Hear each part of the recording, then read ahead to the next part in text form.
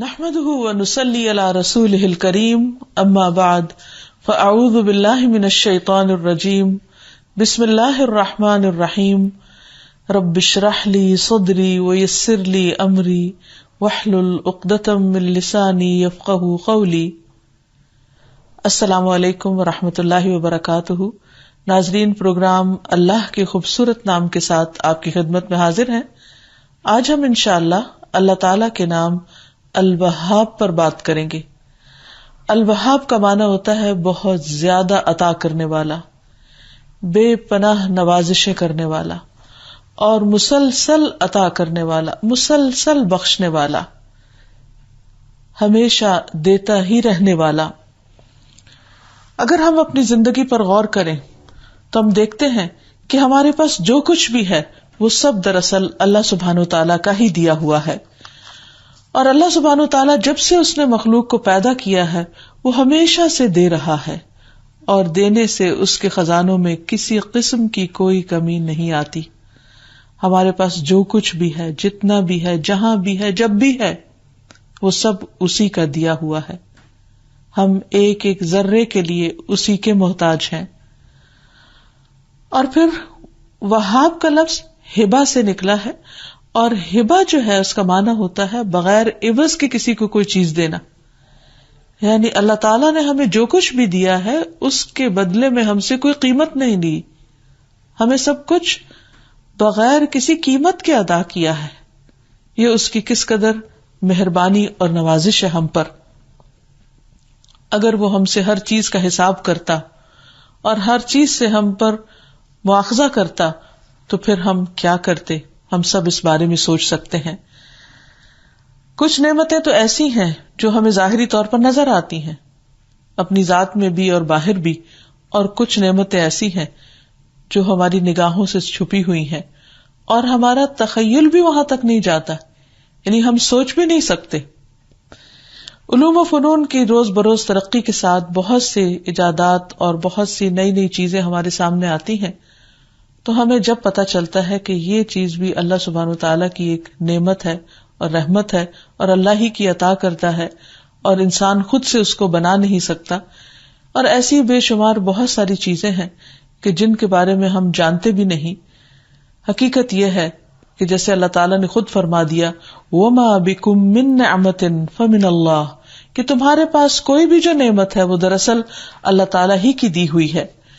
پھر اسی طرح بہت سے انعامات اور عطیات کے علاوہ جو ہماری غم ہیں ان کو دور کرنے والا اور غموں کو خوشی میں بدل دینے والا، ہماری محتاجی کو غنا سے بدل دینے والا، ہمارے ٹوٹے ہوئے دلوں کو جوڑنے والا، ہماری ضروریات کو پوری کرنے والا بھی وہی ہے، ہماری دعاؤں کا سننے والا اور جواب دینے والا بھی دراصل وہی ہے۔ جب ہم بیمار ہوتے ہیں تو ہمیں شفا بھی وہی دیتا ہے، اور جب ہمیں بھوک لگتی ہے تو کھلاتا بھی وہی ہے۔ حقیقت یہ ہے کہ سب کچھ اسی کا دیا ہوا ہے۔ اس کی دی ہوئی نعمتوں میں سب سے بڑی نعمت ہدایت کی نعمت ہے، اور یہ ہم سب پر اللہ سبحانہ تعالیٰ کا بہت بڑا احسان ہے کہ اس نے ہمیں سیدھا راستہ دکھایا ہے۔ اسی لیے ہم دعا مانگتے ہیں کہ ربنا لا تزغ قلوبنا بعد اذ ہدیتنا وہب لنا من لدنک رحمہ انک انت الوہاب، کہ اے ہمارے رب، ہدایت کی نعمت دینے کے بعد تو ہمارے دلوں کو ٹیڑھا نہ کرنا، اور ہمیں اپنے پاس سے رحمت عطا کرنا، کیونکہ تو بہت زیادہ عطا کرنے والا ہے، تو بے حد و حساب نوازنے والا ہے، لہذا تو ہمیں اپنی رحمتوں سے نواز، اس دنیا میں بھی اور آخرت میں بھی۔ حقیقت یہ ہے کہ اگر انسان یہ چاہتا ہے کہ اللہ سبحانہ وتعالیٰ اس کو اپنی بخششوں سے نوازتا رہے، تو پھر انسان کو چاہیے کہ ایک تو اس کی قدر کرے، دوسرے یہ کہ جو کچھ اس کے پاس ہے اسے اللہ سبحانہ وتعالیٰ ہی کی طرف سے سمجھے، اور پھر تیسرے یہ کہ وہ ملی ہوئی نعمتوں کی شکر گزاری کے طور پر ان انسانوں کو جو محروم ہیں انہیں اپنی طرف سے دیتا رہے، اس میں شریک کرتا رہے جو اللہ تعالیٰ نے اس کو عطا کیا ہے۔ اللہ سبحانہ وتعالیٰ کی بخشش کا جہاں تک تعلق ہے تو رسول اللہ صلی اللہ علیہ وسلم نے فرمایا اللہ عز و جل فرماتا ہے خرچ کرو تو میں بھی تم پر خرچ کروں گا. یعنی اگر ہم دوسرے انسانوں کے ساتھ بھلائی کا سلوک کریں گے تو اللہ تعالیٰ ہمیں بھی مزید عطا کرے گا. پھر فرمایا کہ اللہ تعالیٰ کا ہاتھ بھرا ہوا ہے، رات اور دن مسلسل خرچ کرنے سے بھی اس کی بخشش میں کچھ کمی نہیں ہوتی. اور فرمایا تم نے دیکھا نہیں کہ جب سے اللہ تعالیٰ نے آسمان و زمین کو پیدا کیا ہے وہ مسلسل خرچ کر رہا ہے، مسلسل دے رہا ہے، لیکن اس کے ہاتھ میں کوئی کمی نہیں ہوتی.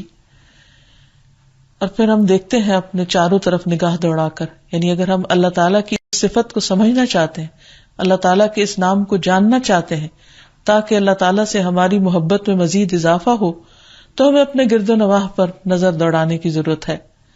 قرآن مجید میں اللہ تعالیٰ فرماتے ہیں سورۃ الرحمن میں وَالْأَرْضَ وَضَعَهَا لِلْأَنَامِ فِيهَا فَاكِهَةٌ وَالنَّخْلُ ذَاتُ الْأَكْمَامِ وَالْحَبُّ ذُو الْعَصْفِ وَالرَّيْحَانُ فَبِأَيِّ آلَاءِ رَبِّكُمَا تُكَذِّبَانِ. اور زمین کو اس نے ساری مخلوق کے لیے بنایا، یعنی صرف انسان کے لیے نہیں ہے، باقی جانوروں کے لیے بھی ہے، اور ان کو بھی یہاں جینے کا حق ہے، جس میں ہر طرح کے پھل ہیں اور کھجور کے درخت بھی جن کے خوشوں پر غلاف ہوتے ہیں، اور اناج بھوسی والا اور خوشبودار پھول بھی. اے جن و انس، تم اپنے پروردگار کی کون کون سی نعمتوں کو جھٹلاؤ گے. یعنی یہ نعمتیں ہر طرف بکھری ہوئی ہیں. اگر انسان کی نعمتوں پر نظر جائے اور واقعی ان پر غور و فکر کرے تو پھر شکوے کی کوئی گنجائش ہی باقی نہیں رہتی، اور انسان پوری طرح اپنے دل و جان سے اپنے رب کا وفادار ہو جائے. لیکن عام طور پر ہماری نگاہ اللہ تعالیٰ کی نعمتوں کو دیکھ نہیں پاتی، جس کی وجہ سے ہماری زندگی عموماً مایوسیوں کا شکار رہتی ہے یا پریشانیوں کا. ہم صرف انہی باتوں پر بار بار سوچتے رہتے ہیں یا اس چیز پر بار بار کڑتے رہتے ہیں جس کی ہماری زندگی میں کوئی کمی ہوتی، حالانکہ ہمارا رب رحمان جس کے خزانے بھرے ہوئے ہیں، وَلِلَّهِ خَزَائِنُ السَّمَاوَاتِ وَالْأَرْضِ، جو آسمان و زمین کے خزانوں کا مالک ہے، وہ جب دینا چاہے جتنا بھی جس کو دینا چاہے اس کو کوئی مشکل نہیں.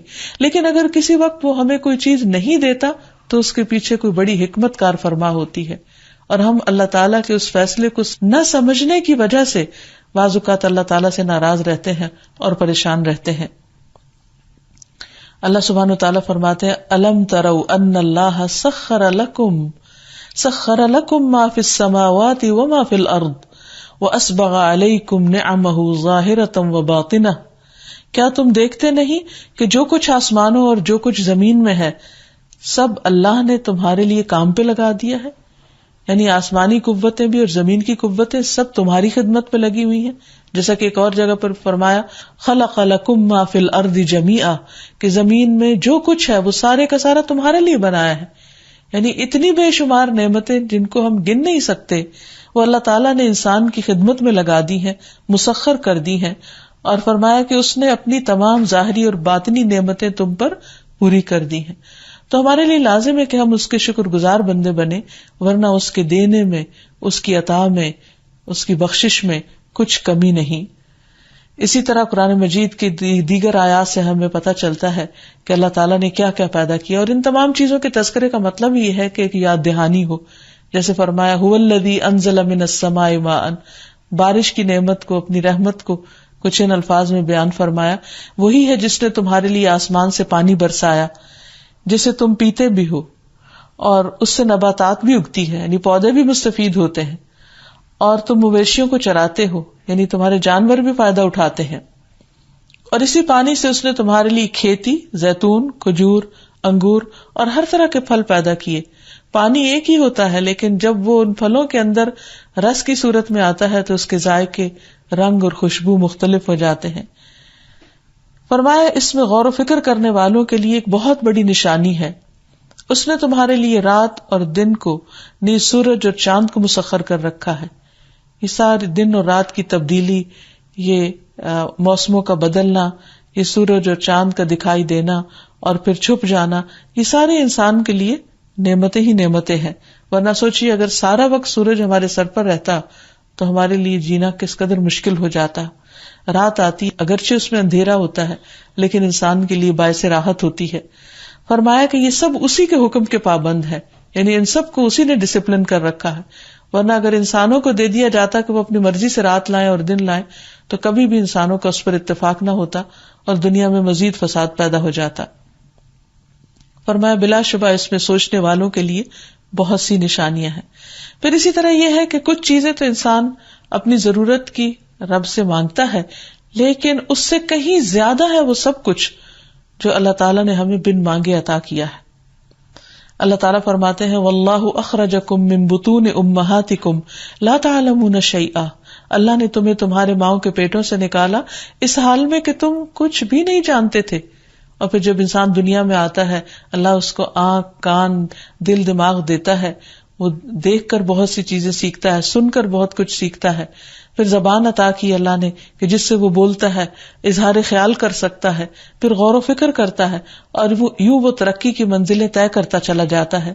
فرمایا وَجَعَلَ لَكُمُ السَّمْعَ وَالْأَبْصَارَ وَالْأَفْئِدَةَ لَعَلَّكُمْ تَشْكُرُونَ، اس نے تمہارے لیے کان، آنکھیں اور دل بنائے تاکہ تم اس کا شکریہ ادا کرو. تو ہمارے اوپر لازم یہ ہے کہ ہم اللہ تعالیٰ کی ان نعمتوں کو دیکھ کر، ان میں غور و فکر کر کے ان پر شکر ادا کرنے والے بنے. اور اس کا وعدہ بھی ہے کہ لَإِن شَكَرْتُمْ لَأَزِيدَنَّكُمْ، اگر تم شکر ادا کرو گے تو میں تمہیں اور زیادہ دوں گا.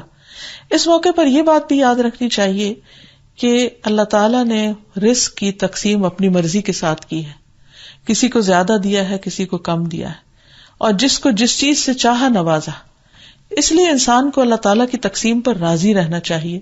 اگر اس کی زندگی میں کسی چیز کی کمی ہے تو اس پر اللہ تعالیٰ سے ناراض نہیں ہونا چاہیے، بلکہ اس پر بھی شکر گزار ہونا چاہیے، کیونکہ اس میں اس کی خاص حکمت ہے. اور اللہ تعالیٰ جس کو جو چاہے نوازے. رسول اللہ صلی اللہ علیہ وسلم نے فرمایا اپنی زندگی میں نیکیاں کرتے رہو اور اللہ تعالیٰ کی رحمت کے عطیات کے درپے رہو، کیونکہ اللہ تعالیٰ جس کو چاہتا ہے اپنی رحمت کے عطیات عطا کرتا ہے. بعض اوقات ایک چیز وقتی طور پر اللہ تعالیٰ نہیں دیتا، لیکن بندہ جب اس سے مانگتا ہے تو اللہ تعالیٰ اپنی رحمت عام کر دیتا ہے. اور اس بات کو بھی دیکھیے کہ اللہ تعالیٰ کی یہ نعمتیں صرف ان کے لیے نہیں جو مانگتے ہیں، اور ان کے لیے نہیں جو اس کے اطاعت گزار ہیں، یہ سب کے لیے ہے. وہ اپنے نافرمانوں کو بھی دیتا ہے، وہ ان کو بھی دے رہا ہے جو سرے سے ان کو مانتے ہی نہیں. رسول اللہ صلی اللہ علیہ وسلم نے فرمایا جب تم دیکھو کہ ایک آدمی کو اس کی برائیوں کے باوجود دنیا میں رزق دیا جا رہا ہے تو سمجھ لو کہ اس کو اللہ تعالیٰ کی طرف سے ڈھیل دی جا رہی ہے. یعنی اگر نافرمانی کے باوجود مل رہا ہے تو یہ ہمارے لیے سرکشی میں اضافے کا باعث نہ ہو، بلکہ انسان اللہ کی نعمتوں کو پا کر اسی کا وفادار بن جائے. اب دیکھیے کہ جانوروں کے اندر آپ دیکھیے، بلی کتے کو آپ دیکھیے کہ جو ان پر احسان کرتا ہے وہ اس کے وفادار بن جاتے ہیں، لیکن انسان اپنے رب کا بڑا ہی ناشکرا ہے. پھر اسی طرح ہم دیکھتے ہیں کہ اللہ تعالیٰ یہ بھی فرماتے ہیں کہ وہ انسان کو اتنا کچھ دیتا ہے کہ جس کو انسان شمار بھی نہیں کر سکتا. فرمایا وَآتَاكُم مِّن كُلِّ مَا سَأَلْتُمُوهُ، اس نے وہ تمہیں سب دیا جو تم نے مانگا. وَإِن تَعُدُّوا نِعْمَتَ اللَّهِ لَا تُحْصُوهَا، اگر تم اللہ کی نعمتوں کو گننا چاہو تو گن بھی نہیں سکتے. یہاں یہ بات بھی یاد رہے کہ اللہ سبحانہ تعالیٰ اپنی اس صفت میں اکیلا ہے، یعنی وہ الوہاب ہے، اور ایسا الوہاب یعنی دینے والا، بخشنے والا کوئی اور ہے ہی نہیں. انسانی رشتوں میں آپ دیکھیے، انسانوں کے اندر مالدار کو دیکھیے، انسانوں کے اندر علم والوں کو دیکھیے، ہر ایک کے اندر کہیں نہ کہیں کچھ کمی ہے، اور پھر اس کے دینے میں بھی کمی ہے. یعنی وہ اگر دینا بھی چاہے تو ایک حد سے زیادہ دے نہیں سکتا. اور انسانوں میں عموماً کیا ہوتا ہے کہ جب وہ کسی کو کچھ دیتے ہیں تو ان کے اپنے مال میں سے کمی ہو جاتی ہے یا اپنے حصے میں سے کچھ کمی ہو جاتی ہے، لیکن اللہ سبحانہ وتعالیٰ جب دیتا ہے تو کہیں کسی بھی قسم کی کمی نہیں ہوتی. پھر اسی طرح اولاد بھی اللہ تعالیٰ کی دین ہے، اور اولاد کی جو تقسیم ہے وہ بھی اللہ تعالیٰ کی طرف سے ہے. جس کو چاہتا ہے بیٹے عطا کرتا ہے، جس کو چاہتا ہے بیٹیاں دیتا ہے، جس کو چاہتا ہے دونوں ملا جلا کر دیتا ہے. اور اس پر بھی انسان کو ناراض نہیں ہونا چاہیے. اور اللہ تعالیٰ جو بھی انسان کو نوازے، چاہے بیٹا ہو یا بیٹی ہو، اس پر خوش ہونا چاہیے اور اللہ تعالیٰ کا شکر گزار ہونا چاہیے. پیغمبروں کو بھی جو اس نے اولاد دی، اس کو بھی اس نے دراصل اپنا عطیہ بتایا. مثلاً ابراہیم علیہ السلام کو اللہ تعالیٰ نے ایک لیٹ عمر میں اسماعیل علیہ السلام سے نوازا تھا، تو وہ اس پر دیکھیں کس قدر شکر گزار ہیں. وہ کہتے ہیں الحمدللہ الذی وہب لی علی الکبر اسماعیل، کہ اللہ کا شکر ہے جس نے مجھے بڑھاپے میں اسماعیل جیسا بیٹا عطا کیا. ان ربی لسمیع الدعاء، میرا رب تو دعا کا یقیناً سننے والا ہے. یعنی اس نے دیر سے دیا لیکن دیا ضرور. ہم دیکھتے ہیں کہ تمام پیغمبر اولاد کو اللہ سبحانہ وتعالیٰ کا عطیہ سمجھتے ہیں، اسی کی بخشش سمجھتے ہیں، اسی کی عطا سمجھتے ہیں. اسی لیے جب ان کی اولاد نہیں ہوتی تو اللہ ہی سے مانگتے ہیں، کسی اور سے نہیں. اور جب اولاد ملتی ہے تو اللہ تعالیٰ ہی کے شکر گزار ہوتے ہیں. زکریا علیہ السلام جن کے پاس اولاد نہیں تھی تو وہ اللہ سبحانہ وتعالیٰ سے دعا کرتے ہیں کہ ربی حب لی من الصالحین، اللہ مجھے صالحین میں سے عطا کر، یعنی صالح بیٹا عطا کر. اسی طرح حب لی من لدنک ذریۃ طیبہ، اللہ مجھے اپنے پاس سے پاکیزہ اولاد عطا کر. تو اس سے بھی پتہ چلتا ہے کہ انسان جب مانگے تو اچھی چیز مانگے. اور پھر جب اللہ تعالیٰ نے حضرت زکریا کو بیٹا عطا کر دیا تو فرمایا وَوَهَبْنَا لَهُ يَحْيَىٰ وَأَصْلَحْنَا لَهُ زَوْجَهُ، کہ ہم نے اسے یحییٰ جیسا بیٹا عطا کیا اور اس کی بیوی کو اس کے لیے درست کر دیا. پھر اسی طرح اہل ایمان بھی اپنے اہل و عیال کے لیے جو دعائیں مانگتے ہیں ان میں بھی مشہور دعا ہے کہ جو وہ کہتے ہیں کہ ربنا هب لنا من ازواجنا وذریاتنا قرۃ اعین وجعلنا للمتقین اماما، کہ اللہ ہمیں اپنی اولاد اور اپنے بچوں میں سے آنکھوں کی ٹھنڈک عطا کر. یعنی جب اولاد نہ ہو تو مانگی جائے، جب ہو جائے تو شکر گزاری، اور پھر اس اولاد کی بھلائی اور بہتری اور اس میں آنکھوں کی ٹھنڈک کی دعا کی جائے. تو یہ سب چیزیں دراصل اللہ تعالیٰ ہی دینے والا ہے، اس لیے اہل ایمان اسی سے مانگتے ہیں. پھر اسی طرح ہم دیکھتے ہیں کہ داؤد علیہ السلام کے بارے میں بھی اللہ تعالیٰ فرماتے ہیں کہ وَوَهَبْنَا لِدَاوُودَ سُلَيْمَانَ، ہم نے ہی داؤد کو سلیمان جیسا بیٹا عطا کیا تھا. تو جب اولاد نیک ہو، اولاد قابل ہو، تو اس میں یہ نہیں سمجھنا چاہیے کہ یہ ہماری محنت اور ہماری کوشش سے یہ سب کچھ ہوا ہے. اس وقت بھی ایک بندہ مومن یہی سمجھتا ہے اور بار بار اپنے رب کی طرف پلٹتا ہے کہ اولاد کا دینا اور اس کی اچھی تربیت اور اس کا دنیا میں کامیابی کی منزلوں کو طے کرنا، یہ سب کچھ بھی دراصل اللہ سبحانہ و تعالیٰ کا انعام ہے. کیونکہ اگر اللہ تعالیٰ کسی کو نہ دینا چاہے تو کوئی دے نہیں سکتا. قرآن پاک میں اللہ تعالیٰ فرماتے ہیں ما یفتح اللہ للناس من رحمت فلا ممسک لها وما یمسک فلا مرسل له من بعدہ، کہ اللہ اگر لوگوں کے لیے اپنی رحمت کا دروازہ کھول دے تو اسے کوئی بند کرنے والا نہیں، اور اگر اللہ اس کو بند کر دے تو پھر اس کو کوئی کھولنے والا نہیں. تو حقیقت میں یہ ہے کہ سب کچھ اسی کی طرف سے ہے. ہمارے ذہن میں یہ سوال پیدا ہو سکتا ہے کہ پھر یہ جو لوگ ایک دوسرے کو کچھ دیتے رہتے ہیں اور لوگوں کی کوششیں، ان کا پھر کیا حساب ہے، یا وہ کہاں سٹینڈ کرتی ہیں؟ حقیقت یہ ہے کہ لوگ جس کو بھی کچھ دیتے ہیں وہ اللہ کے دیے ہوئے میں سے دیتے ہیں. اب مثلاً والدین اگر اپنی اولاد کو اچھی تعلیم و تربیت دیتے ہیں تو وہ کہاں سے دیتے ہیں؟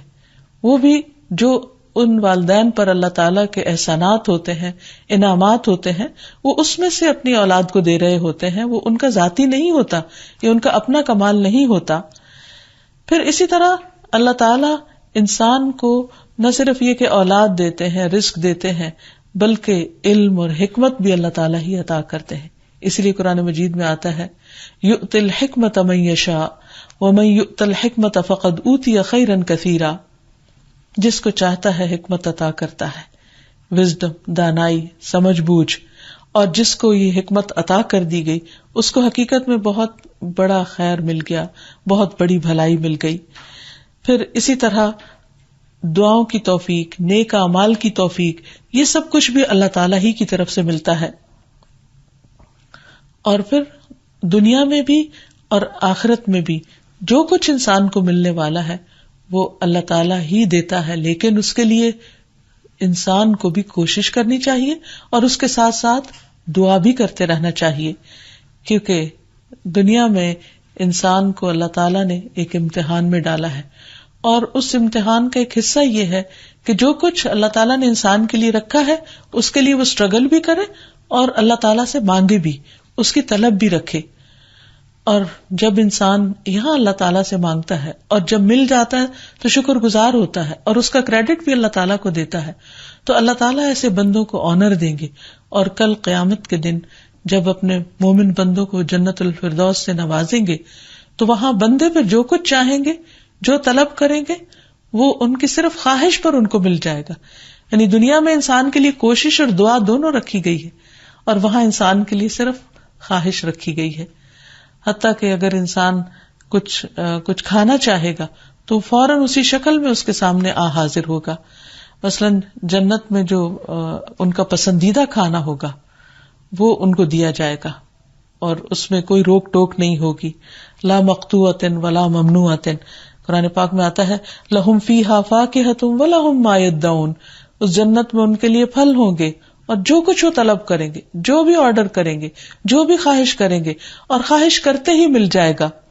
ابو امامہ کہتے ہیں کہ رسول اللہ صلی اللہ علیہ وسلم فرماتے ہیں کہ جنت والوں میں سے ایک شخص جنت کی شراب کی خواہش کرے گا تو ایک برتن جو جس میں آگے اس کے ٹونٹی بھی ہوگی وہ اس کے ہاتھ میں آ جائے گا، اور اس میں سے وہ جتنا چاہے گا پی لے گا، اور پھر اس کے بعد خود بخود وہ واپس بھی چلا جائے گا. یعنی آج دنیا میں بہت ساری چیزیں آٹومیٹک ہوتی ہیں تو ہمارے لیے یہ کانسیپٹ سمجھنا اور آسان ہو گیا ہے، لیکن obviously جنت اور دنیا کا تو کمپیریزن ہی نہیں، کوئی مقابلہ ہی نہیں. کہنے کا مطلب یہ ہے کہ دنیا کی نعمتیں دینے والا بھی وہی ہے، اور آخرت میں بھی سب کچھ عطا کرنے والا، بخشنے والا بھی وہی ہے. اور پھر انسان جنت میں اگر سواری کرنا چاہے گا تو اس کی پسند کی سواری اس کو ملے گی. ابو ایوب فرماتے ہیں کہ ایک دیہاتی نبی صلی اللہ علیہ وسلم کی خدمت میں حاضر ہوا. عرض کیا کہ یا رسول اللہ صلی اللہ علیہ وسلم، مجھے گھوڑے بہت پسند ہیں، کیا جنت میں گھوڑا ہوگا؟ آپ نے فرمایا اگر تم جنت میں داخل ہو گئے تو تمہیں ایسا گھوڑا دیا جائے گا جو یاقوت کا ہوگا اور اس کے 2 پر ہوں گے، تم اس پر سواری کرو گے اور جہاں چاہو گے گھومتے پھرو گے، یعنی وہاں پر تمہاری ہر خواہش پوری ہوگی. پھر اسی طرح نبی صلی اللہ علیہ وسلم نے یہ بھی فرمایا کہ اہل جنت میں ایک شخص اپنے رب سے کھیتی باڑی کرنے کی اجازت چاہے گا کہ مجھے یہ بہت پسند ہے کہ میں کچھ کاشتکاری کروں، تو اللہ تعالیٰ اس سے فرمائے گا کیا تم اپنی موجودہ حالت پر راضی نہیں ہو؟ تو وہ کہے گا کیوں نہیں، لیکن میرا کاشتکاری کرنے کو، کھیت اگانے کو دل چاہتا ہے. تو آپ نے فرمایا کہ پھر کیا ہوگا کہ وہ بیج ڈالے گا اور پلک جھپکنے کی دیر میں، صرف بلنک آف این آئی، وہ بیج اگ جائے گا اور پھر یکا یک پک بھی جائے گا اور پھر اس کو کاٹ بھی لیا جائے گا. یعنی فوری طور پر اس کی خواہشات پوری ہوتی چلی جائیں گی. پھر اسی طرح اولاد کی خواہش بھی پوری ہوگی. رسول اللہ صلی اللہ علیہ وسلم نے فرمایا اگر کوئی مومن جنت میں اولاد کی خواہش کرے گا تو صرف 1 گھڑی میں، یعنی 1 منٹ میں حمل، پیدائش اور جس عمر کا اس کو بچہ چاہیے ہوگا وہ بھی عطا ہو جائے گا. یعنی اگر دنیا میں کسی کی اولاد نہیں ہے اور بغیر اولاد کے وہ دنیا سے چلا گیا، اولاد کی حسرت یا خواہش دل میں لے کر، تو اللہ تعالیٰ جنت میں اس کو وہ بھی عطا فرما دیں گے. کیونکہ ہم چاہتے ہیں کہ یہ ساری چیزیں دنیا میں ہی ہمیں مل جائے، لیکن دنیا چونکہ امتحان کی جگہ ہے، خواہشات کی تکمیل کی جگہ نہیں ہے. یہاں اللہ تعالیٰ نے ہمیں ایمان اور عمل صالح کی تکمیل کے لیے بھیجا ہے، اس کو مکمل کرنے کے لیے اور اپنی ڈیوٹیز پوری کرنے کے لیے، جبکہ آرام کا وقت اور جسے کہتے ہیں ہالیڈیز کا وقت جو ہے وہ آگے ہے، اور وہاں پر انسان پھر جو بھی چاہے گا اس کو ملتا چلا جائے گا. حتیٰ کہ ایک ادنا درجے کا جو جنتی ہوگا اس کو بھی وہ سب کچھ ملے گا جس کی وہ خواہش کرے گا، اور پھر اللہ تعالیٰ اس سے 10 گنا زیادہ اور اس کو عطا کر دیں گے، کیونکہ اللہ تعالیٰ کے خزانوں میں کسی چیز کی کوئی بھی کمی نہیں ہے. اور پھر اگر اللہ تعالیٰ دینے والا ہے تو ہمارے مانگنے میں کمی نہیں ہونی چاہیے، ہمیں خوشی خوشی اس سے مانگتے رہنا چاہیے. اسی لیے ہم دیکھتے ہیں کہ مختلف پیغمبروں نے مختلف طرح کی دعائیں مانگی. کوئی پیغمبر ایسا نہیں جس نے اپنے رب کو پکارا نہ ہو اور اس سے مانگا نہ ہو اور پھر اللہ تعالیٰ نے اس کو عطا نہ کیا ہو. مثلا سلیمان علیہ السلام کی دعا کیا تھی؟ حکومت کی دعا تھی، رب اغفر لی وہب لی ملکا لا ينبغی لأحد من بعدی انک انت الوہاب. اے میرے رب مجھے بخش دے اور مجھے ایسی بادشاہت عطا کر جو میرے بعد کسی کے لائق نہ ہو، تو یقیناً بہت ہی عطا کرنے والا ہے. اب آپ دیکھیے کہ وہ اللہ کے نبی بھی تھے اور انتہائی متقی اور پرہیزگار انسان، اور وراثت میں ان کو بادشاہت ملی تھی، اور انہوں نے پھر ایسی بادشاہت مانگی کہ جس طرح کی کسی اور کے پاس نہ ہو. اور ہم دیکھتے ہیں کہ اللہ نے ان کے لیے جنوں کو مسخر کر دیا, پرندوں کو مسخر کر دیا, پرندوں کی اور مختلف مخلوقات کی بولیاں ان کو سکھا دی. اور حقیقت یہ ہے کہ ان کے پاس جو کچھ تھا وہ آج اس ترقی یافتہ دنیا میں بھی لوگوں کے پاس نہیں ہے. پھر اسی طرح یہ ہے کہ اللہ تعالیٰ سے مانگنے والی چیزوں میں علم اور حکمت کی دعا بھی کرنی چاہیے, جیسے پیغمبروں نے مانگی ربی حبلی حکم و الحقنی بالصالحین, کہ اے اللہ مجھے حکم عطا کر اور صالحین میں سے عطا کر. پھر اللہ تعالیٰ کا فضل مانگنا چاہیے, برکتیں مانگنی چاہیے, رحمتیں مانگنی چاہیے, اور اس کے لیے یا وہاب کہہ کے پکارنا چاہیے. یعنی جب بھی انسان کو کچھ بھی چاہیے ہو تو ہم عام طور پر یا اللہ, یا رب, یا رب العالمین تو کہتے ہی ہیں, لیکن اس کے ساتھ ساتھ اللہ تعالیٰ کے مختلف ناموں کے ساتھ اس کو پکارنا چاہیے. جیسے قرآن مجید میں آتا ہے وَلِلَّهِ الْأَسْمَاءُ الْحُسْنَى فَادْعُوهُ بِهَا, اور اللہ کے ہیں اچھے اچھے نام, ان ناموں کے ساتھ اس کو پکارو. تو اس صورت میں ہمیں جب کچھ بھی چاہیے ہو تو ذہن میں یہ رکھنا چاہیے کہ جو میں مانگ رہا ہوں اس کے خزانے بہت وسیع ہیں اللہ کے پاس, اور اگر اللہ تعالیٰ اس میں سے میری ضرورت کا مجھے دے بھی دے تو اس خزانے میں سے ایک سوئی کے ناکے برابر بھی کمی نہیں ہوگی. اور پھر یہ اس کے اوپر یہ کہ وہ پوری قدرت بھی رکھتا ہے. تو اللہ تعالیٰ کے بخشش کا یقین رکھتے ہوئے کہ اس کے پاس ہے اور وہ دینے کی قوت بھی رکھتا ہے اور وہ مجھے عطا بھی کر سکتا ہے, تو اس طرح آپ دیکھیں گے کہ دعا میں ایک یقین کی کیفیت جب پیدا ہوگی تو انشاءاللہ العزیز قبولیت بھی اس کی بڑھ جائے گی. اور پھر خصوصاً یا وہاب, یا وہاب کہہ کر اللہ سبحانہ تعالیٰ سے مدد مانگی جائے, پکارا جائے. پھر اسی طرح یہ ہے کہ جب اللہ سبحانہ تعالیٰ بخشنے والا ہے اور اس کی یہ صفت ہے تو ہمیں کیسا ہونا چاہیے, ہمارا معاملہ اللہ تعالیٰ کے ساتھ اور بندوں کے ساتھ کیسا ہونا چاہیے. اللہ تعالیٰ کے ساتھ معاملہ تو یہ ہے کہ انسان اس کی بخشش کا یقین رکھتے ہوئے اس سے مانگے اور ہر چیز کو اسی کی بخشش سمجھے, اور بندوں کے ساتھ معاملہ سخاوت کا ہونا چاہیے. ہمیں اللہ کے بندوں پر دل کھول کر خرچ کرنا چاہیے, ان کی ضروریات کو پورا کرنا چاہیے, اور یہ یقین رکھنا چاہیے کہ دینے سے مال کبھی بھی کم نہیں ہوتا. اللہ سبحانہ وتعالی بڑا ہی غیرت مند ہے, وہ محتاج نہیں ہے.